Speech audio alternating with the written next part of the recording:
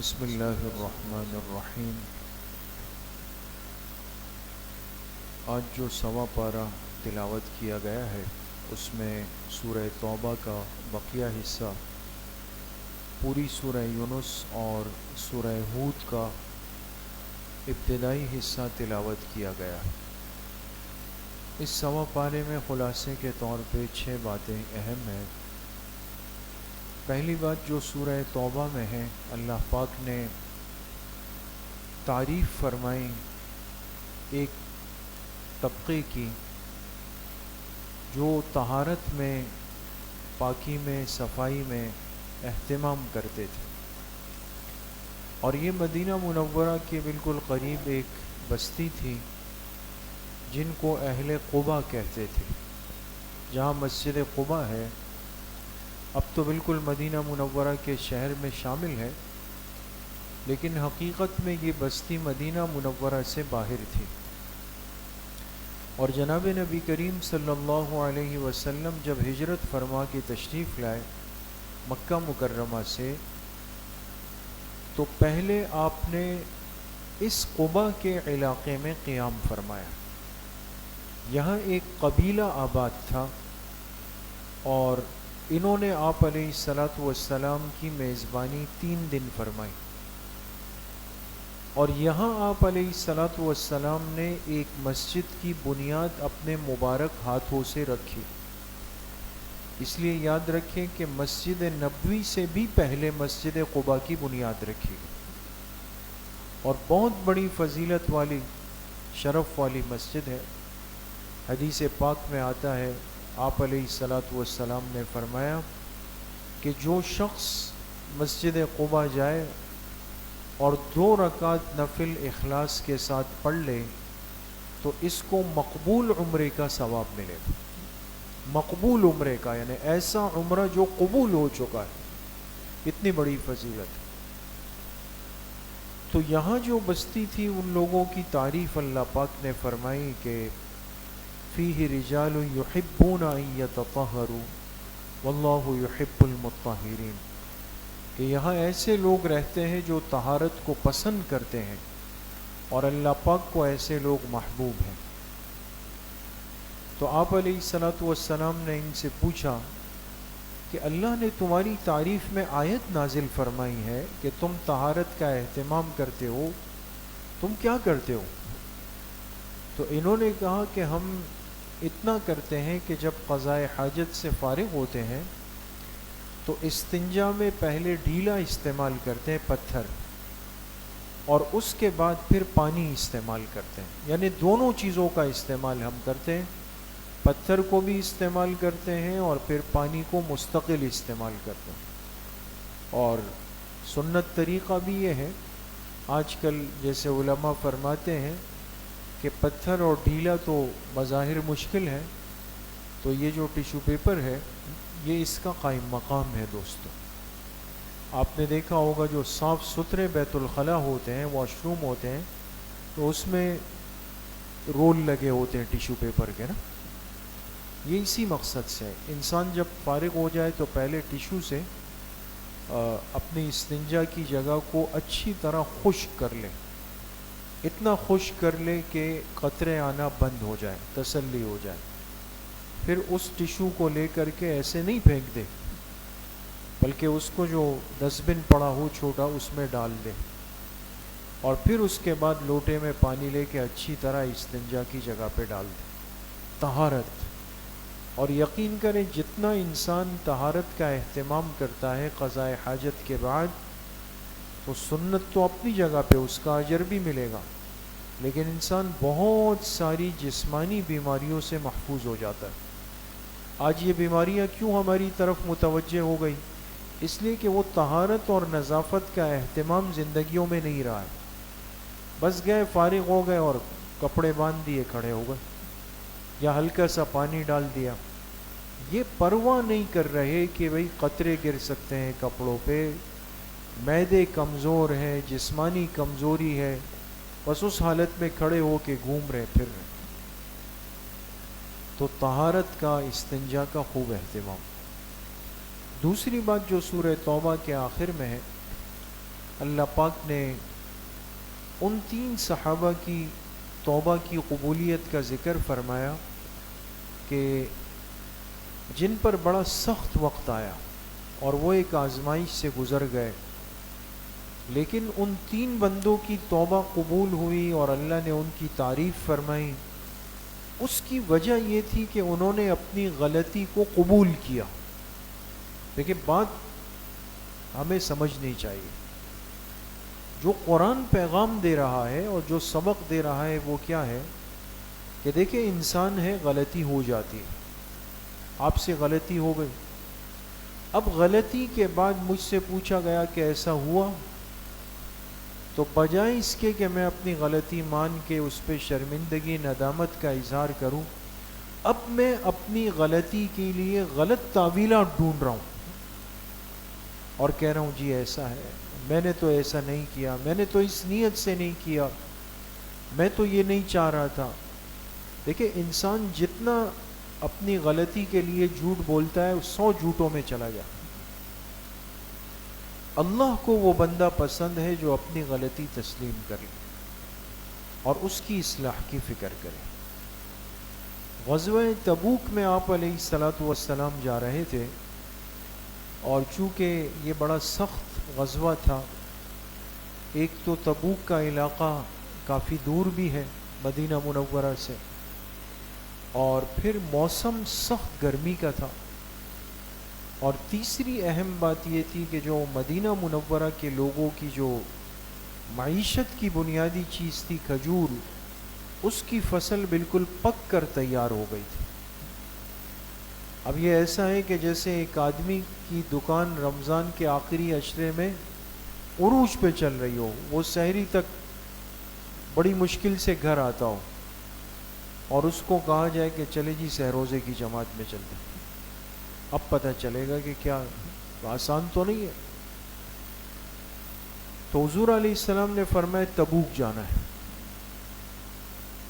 تو جو منافقین تھے، کل تذکرہ ہوا خلاصے میں، وہ تو حسب ترتیب بہانے بنانے لگے، یہ ہے یہ ہے یہ ہے یہ ہے، پیچھے ہو گئے۔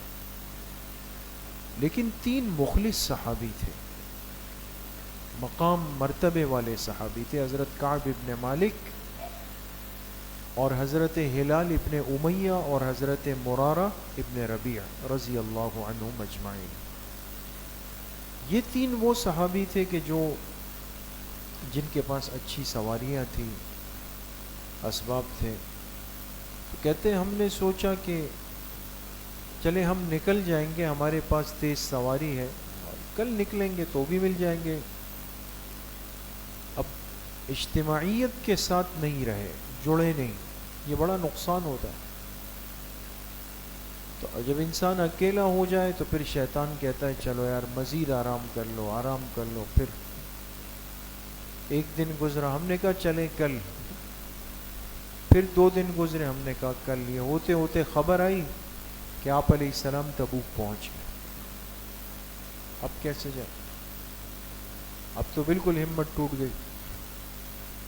اللہ کی شان تبوک گئے، وہاں کافروں پہ ایسا ایک روب پڑا کہ وہ لڑائی کے لیے آئی نہیں، صلح ہو گئی، آپ علیہ السلام صحابہ کو لے کے واپس ہو۔ خبر آئی کہ آپ علیہ السلام مدینہ منورہ کے قریب ہے اور مسجد نبوی تشریف لے آئے۔ آپ مسجد نبوی شریف میں بیٹھ گئے۔ اب جو منافقین تھے وہ تو جب پتہ چلا کہ بھئی ہم تو سوچتے تھے کہ یہ زندہ ہی واپس نہیں آئیں گے، یہ تو آ بھی گئے، کامیاب بھی ہو گئے، لڑائی بھی نہیں ہوئی، مال غنیمت بھی مفت میں مل گیا، تو اب ایک ایک نے جا کے اپنا عذر تراشنا شروع کیا۔ تو آپ علیہ السلام مسکراتے تھے اور اجازت دیتے تھے کہ جی ٹھیک ہے ٹھیک ہے، بات سامنے تھی۔ حضرت کعب فرماتے ہیں کہ ہم تینوں بڑے پریشان تھے کہ ہم کیا کریں، اس لیے کہ یہ تو ہمارا ایمان تھا کہ اگر ہم جھوٹ بولیں گے تو آپ تو پیغمبر ہیں، اللہ آپ کو بتا دیں گے وحی کے ذریعے سے۔ ہمت کی، ہم آ گئے، آپ کے سامنے بیٹھ گئے۔ آپ نے فرمایا کیوں نہیں آئے؟ تو ہم نے عرض کیا کہ اے اللہ کے رسول صلی اللہ علیہ وسلم، ہم آپ کے سامنے جھوٹ تو نہیں بول سکتے، ہم جھوٹ بولیں گے اللہ کے فرشتے آئیں گے آپ کو بتا دیں گے۔ سچی بات یہ ہے کہ ہم نعوذ باللہ منافق نہیں، ہمارا پیچھے رہنا منافقت کی وجہ سے نہیں تھا، ہمارا اللہ پر اور آپ کی ذات پر اور اللہ کی کتاب پر پورا ایمان ہے۔ آپ نے فرمایا پھر کیوں نہیں آئے؟ فرمایا سستی کی وجہ سے، ہمیں لگا کہ ہم کل نکلیں گے، پرسوں نکلیں گے، شیطان نے ہمت توڑ دی، اور پھر جب پتہ چلا کہ آپ پہنچ گئے ہیں تو پھر شرمندگی تھی۔ لیکن سچی بات یہ ہے کہ ہم سستی کی وجہ سے رہ گئے، باقی اب آپ جو سزا ہمیں دینا چاہیں ہم اس کے لیے تیار ہیں۔ آپ علیہ الصلاۃ والسلام نے فرمایا تم تینوں کا معاملہ اللہ کے حوالے ہے، جو اللہ اب فیصلہ فرمائیں گے وہ ہوگا۔ اب اللہ نے حکم بھیجا، وحی آئی کہ ان تینوں سے مقاطعہ کیا جائے، بائیکاٹ کیا جائے، کوئی ان سے میل ملاقات، سلام، دعا، مجلس نہیں رکھے گا، ختم۔ فرماتے بڑی سخت گھڑی تھی، یہ زمین ہم پر تنگ ہو گئی تھی، اور حضرت کعب فرماتے سب چیزیں برداشت تھی، لیکن سب سے بڑی آزمائش یہ تھی کہ ہم جب مسجد نبوی آتے تھے اور آپ علیہ السلام کو سلام کرتے تو آپ چہرہ مبارک دوسری طرف پھیر لیتے، سب سے بڑی آزمائش یہ تھی۔ میں رات کو اٹھ کر اللہ کے سامنے روتا تھا اور اللہ سے عرض کرتا ہے اللہ مجھ سے غلطی ہو گئی، لیکن آپ کے پیغمبر ہمیں دیکھ کر رخ پھیر لیتے ہیں، اس سے ہمیں بڑی تکلیف ہوتی ہے، آپ فضل فرما دیجیے۔ 40 دن گزر گئے، آپ علیہ السلام نے ایک صحابی کو ہمارے گھر بھیجا، آپ نے فرمایا اپنی بیویوں کو ان کے ماں باپ کے گھر بھیج دو۔ ابھی تک بیویاں تو ساتھ تھی کم سے کم گھر میں نا، ان سے تو بات چیت ہو رہی تھی، اب فرمایا وہ بھی چلی جائے، وہ بھی چلی گئی۔ اب معاملہ اور سخت ہو گیا، 10 دن اور ہو گئے، یعنی ٹوٹل کتنے ہو گئے؟ 50 دن۔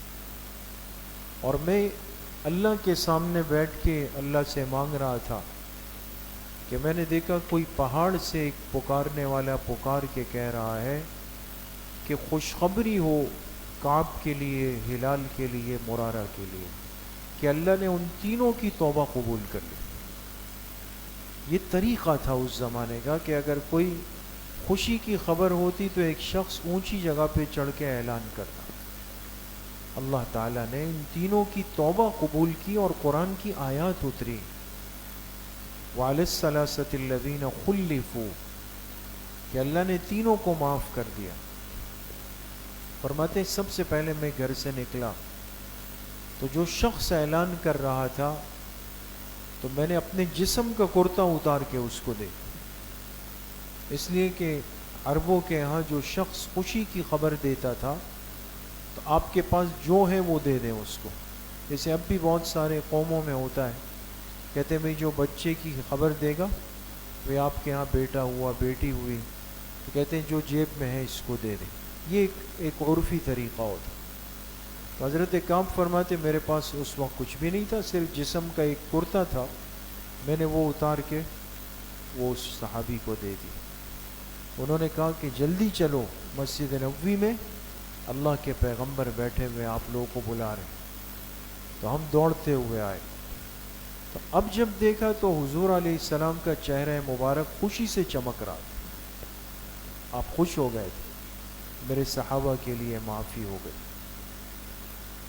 تو کیا پتہ چلا دوستوں کہ جو شخص اپنی غلطی اللہ کے سامنے مان لے، تسلیم کر لے اور توبہ کر لے تو اللہ پاک راضی بھی ہوتے ہیں اور اللہ انعام سے بھی نوازتے ہیں۔ تیسری بات، سورہ یونس میں مشرکین قرآن کریم کا مذاق اڑاتے اور کہتے تھے کہ یہ انسانوں کی بنائی ہوئی کتاب ہے، اور حضور علیہ السلام سے کہتے تھے کہ یہ آپ خود اپنی طرف سے گڑھ کر آتے ہیں، بنا لیتے ہیں۔ یہ تو آپ نے بنائی ہیں.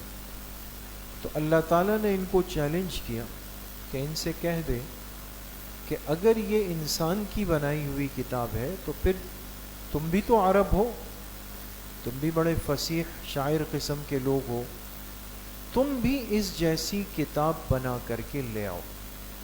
دیکھیں یاد رکھیں، اللہ نے قرآن پر اعتراض کرنے والوں کو 4 جگہ پر چیلنج کیا.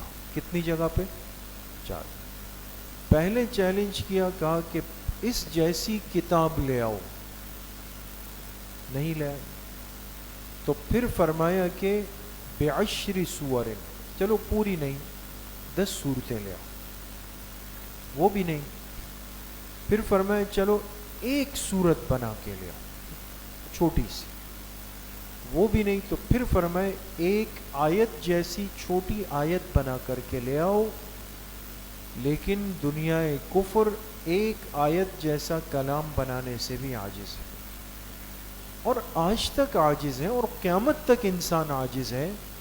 اس کی وجہ یہ ہے کہ قرآن کریم انسانی کلام نہیں ہے، بلکہ یہ تو اللہ کا کلام ہے، آسمان سے اترا ہوا کلام ہے، اور اللہ کے کلام کا مقابلہ کہاں انسان کر سکتا. لیکن اس امت کے لیے کتنی بڑی سعادت اور فخر ہے کہ اللہ کے وجود سے نکلا ہوا کلام، اللہ کی بارگاہ سے اترا ہوا کلام، لوح محفوظ پر لکھا ہوا کلام، آج یہ امت اور یہ انسان اپنی زبان سے اس کی تلاوت کرتا ہے، سنتا ہے. 20 رکعت تراویح کی کتنی مجلسیں لگی ہوئی ہے دوست. یہ وہی عالی کلام ہے جو آسمانوں سے آیا ہے، ہم اس کو سنتے ہیں، ہم اس کو پڑھتے ہیں، کھڑے ہو کر اس کی تلاوت ہوتی ہے. کتنی اللہ پاک کی مہربان ذات ہے. چوتھی بات جو سورہ یونس میں ہے، اللہ تعالیٰ نے اپنے قادر مطلق ہونے کو بیان فرمایا کہ میں ایسا بادشاہ ہوں جس کے پاس کلی اختیارات ہیں، میں جو چاہوں کر لوں. حضرت یونس علیہ السلام کا تذکرہ اس صورت میں ہے، ان کی قوم کا. ایک علاقہ تھا موصل، اس موصل کے اندر ایک چھوٹی بستی تھی جس کا نام تھا نینوا بستی تھی. یہاں ایک قوم آباد تھی جن کی طرف اللہ نے اپنے پیغمبر حضرت یونس علیہ السلام کو بھیجا. یونس علیہ السلام گئے، اس قوم پر محنت کی، لیکن یہ ہٹ دھرم لوگ تھے، نہیں مانا، مذاق اڑایا. جب بات حد سے بڑھ گئی تو حضرت یونس علیہ السلام نے فرمایا کہ اب تو تم پر اللہ کا عذاب آئے گا، تیار ہو جاؤ. انہوں نے اس کو بھی مذاق میں ٹال دی. یونس علیہ السلام وہاں سے نکل گئے، قوم سے، بستی سے نکل گئے. اور ایک دن گزرا، اگلا دن گزرا، تیسرا دن جب آیا تو انہوں نے کیا دیکھا کہ دور سے بادل آ رہے، بادل. تو یہ خوش ہو گئے، کہنے لگے اب بارش برسے گی. وہ عذاب کے بادل تھے، سیاہ رنگ کے بادل تھے، دیکھنے سے انسان کو خوف لگ رہا تھا. اب جب قریب آئے تو سمجھ گئے کہ یہ تو کچھ اور معاملہ. کہا بھئی جاؤ اس بندے کو ڈھونڈو. ابھی انہوں نے کہا وہ تو 3 دن ہو گئے نظر نہیں آئے. جا کے ڈھونڈا، پتہ چلا یونس علیہ السلام تو ناراض ہو کے جا چکے. کہا یہ تو واقعی ہم سے بہت بڑی غلطی ہو گئی. وہ سچ کہتے تھے، واقعی اللہ کی ذات پر ایمان لانا ضروری ہے. اب کیا کریں؟ کہ سب اپنے گھروں سے نکلو، عورتیں، بچے، جانور سب کھلے میدان میں، اور آ کے آسمان کی طرف ہاتھ اٹھا کے الحاح و زاری اور رونا مچانا شروع کر دیا. اللہ ہم سے غلطی ہو گئی، ہمیں معاف کر دے، ہم سے غلطی ہو گئی، ہمیں معاف کر دے. اب دوستو، اللہ پاک کا ضابطہ یہ ہے کہ جب کوئی قوم نافرمانی پہ اترے اور اللہ عذاب کا فیصلہ کر دے اور عذاب کے اثرات شروع ہو جائے، تو پھر اللہ اپنے اس بھیجے ہوئے عذاب کو واپس نہیں ٹالتے. بات سمجھ رہے ہیں دوستو؟ آیا ہوا عذاب اللہ پاک واپس نہیں ٹالتے، چاہے پھر توبہ بھی ہو. جیسے فرعون نے، جب فرعون پھنسا نا، پانی میں ڈوبنے لگا، تو کہنے لگا آمنت بالذی لا الہ الا الذی آمنت بہ بنو اسرائیل وانا من المسلمین. کہنے لگا میں ایمان لے آیا، لیکن پھنس چکا تھا نا دوستو. تو اللہ پاک نے کیا فرمایا؟ آل آنا، اب ایمان لا رہے ہو. وقد عصیت وکنت من المفسدین، دیر ہو چکی ہے. تو دیکھیں آئے ہوئے عذاب کے اندر پھنس گیا تو پھر اللہ نے معاف نہیں کیا. اللہ کا ضابطہ ہے. لیکن ایک قوم اس دنیا میں ایسی گزری جہاں اللہ نے اپنے ضابطے کو ہٹا کے اپنی قدرت کا اظہار کیا کہ میں کسی ضابطے کا پابند نہیں ہوں، میں چاہوں تو کچھ بھی کر لوں، مجھے میرے فیصلے کو کوئی رد نہیں کر سکتا. تو قوم یونس پہ عذاب آ چکا تھا، اثرات آ چکے تھے، لیکن اس قوم کی توبہ اللہ نے قبول کی. آئے ہوئے عذاب کے بادل اللہ پاک نے واپس فرما دی. تو بہرحال توبے کے عمل میں اللہ نے بڑی طاقت رکھی. پانچویں بات، سورہ ہود میں اللہ نے دو قسم کے لوگوں کا تذکرہ کیا. ایک انسان وہ ہوتا ہے جو دنیا میں محنت کرتا ہے اور اس کے پیش نظر دنیا، یعنی دنیا برائے دنیا. اور ایک انسان وہ ہوتا ہے جو دنیا میں محنت تو کرتا ہے لیکن اس کے سامنے آخرت ہوتی ہے. دنیا کی محنت برائے آخرت ہوتی. دیکھیں اتنا فرق ہے.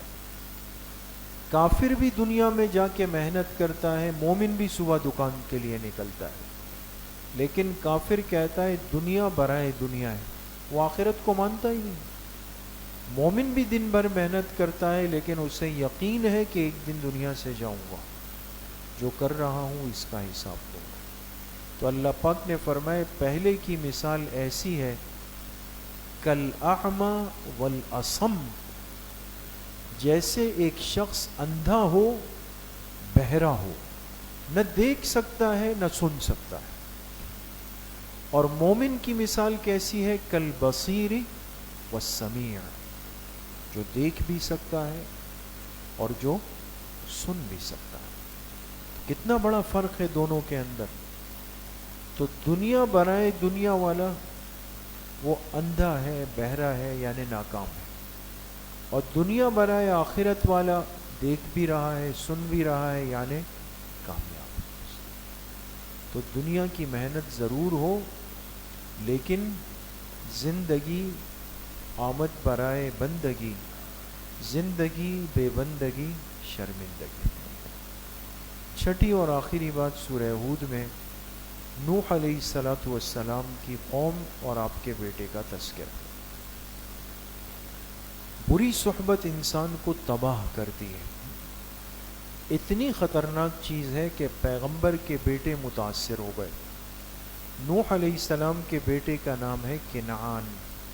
کیا نام ہے؟ کنعان. بری صحبت کا شکار تھے، مشرکین کے ساتھ اٹھتے بیٹھتے تھے.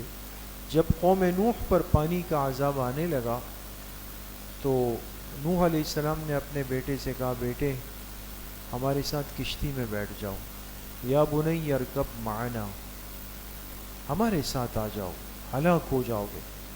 اس نے کہا سآوی الی جبل یعصمنی من الماء. کہا نہیں، مسئلہ نہیں، یہ بڑے بڑے پہاڑ ہے، میں باقی ساتھیوں کے ساتھ اس پہاڑ پہ چلا جاؤں گا.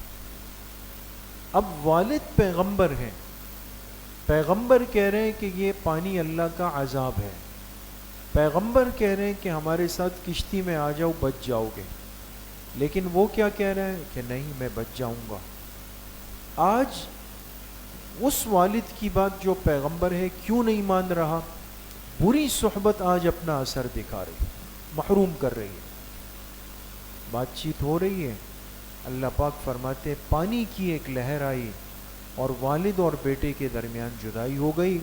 فکان من المغرقین، نوح علیہ السلام کا بیٹا بھی غرق ہونے والوں میں شامل ہو گیا. ہلاک ہوگا. اس لیے مولانا روم رحمۃ اللہ علیہ فرماتے ہیں دور شو از اختلاط یار بد، یار بد بدتر بود از مار بد. کہتے ہیں اے انسان برے دوست کی صحبت سے اپنے آپ کو دور کر دو. کیوں؟ یار بد بدتر بود از مار بد، برا دوست وہ زہریلے سانپ سے زیادہ خطرناک ہوتا ہے، ہلاک کر دے گا، محروم کر دے گا. اللہ پاک صحیح عمل کی توفیق نصیب